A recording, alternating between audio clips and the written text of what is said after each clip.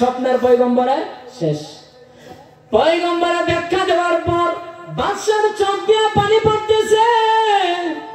আর বাদশা বলতেছে দানিয়াল এত সুন্দর করে তুমি স্বপ্ন দিলা স্বপ্নের ব্যাখ্যা দিলা আমি তো তোমারে খালি হাতে ফিরে দিতে পারি না যাও যাও যাও আমি 70,000 বনি ইসরায়েল গোত্রের মানুষকে মুক্ত করে দিলাম সুবহানাল্লাহ আজকে থেকে তুমি হইলে আমার দেশের প্রধান উপদেষ্টা আমি হইলাম বাদশা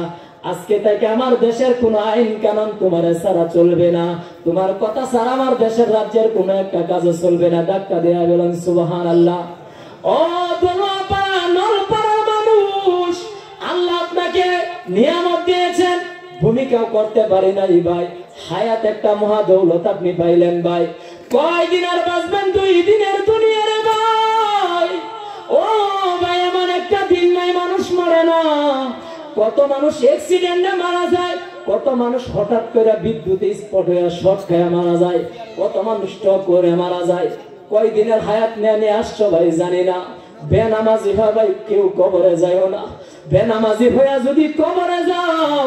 আল্লাহর পক্ষ থেকে এত আযাব আসবে ভাই সহ্য করতে পারবা না ভাই হাসরের ময়দানে প্রথম হিসাব হবে নামাজ আল্লাহ রাব্বুল আলামিনের পয়গম্বরের জীবনের শেষ বাক্য ছিল নামাজ আল্লাহর নবীর জীবনের শেষ বাক্য ছিল উম্মত পঞ্চগড়ে থাকো দলুয়া পাড়ায় থাকো আর যে যেখানেই থাকো জীবনে কোনোদিন নামাজ ছাড়বা না বয়ানটা শেষে ভালো করে বুঝাতে পারলাম না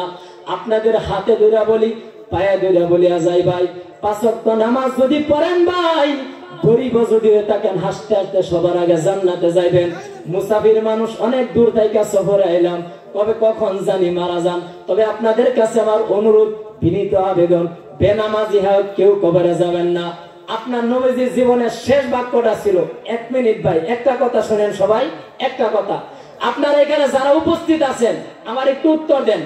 মনে করেন আপনার বাবা যখন মারা যায় মারা যাওয়ার ঠিক ওই মুহূর্তে আপনারা যদি হাতটা ধরে বলে ওই আব্দুল্লাহ আমার তো জীবন শেষ তোর কাছে আমি এই জিনিসটা বলে গেলাম তুই আমার এই আশাটা পূরণ করিস এই কথাটা রাখিস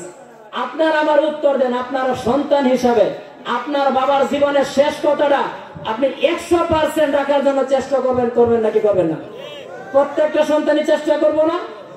আপনার নবীর জীবনের শেষ বাক্য নামাজ যার শাফাআত ছাড়া কেউ জান্নাতে যাবে না তার কথাটা রক্ষা করার জন্য বাবা জান্নাতে যাওয়ার আশায় আজকে যদি 2টা হাত তুলে বলতেন হুজুর জীবন আর কোনোদিন নামাজ কাজা করব না পারবেন ইনশাআল্লাহ পারবেন আল্লাহ সবাইরে 5 ওয়াক্ত নামাজ হিসাবে কবুল করুক বলুন আমিন আল্লাহ আপনাদের এই মাহফিলকে কবুল করুক জান্নাতের মেহমান হিসাবে কবুল করুক আমিন ওয়া মা আলাইনা ইল্লাল বালাগ আসসালামু আলাইকুম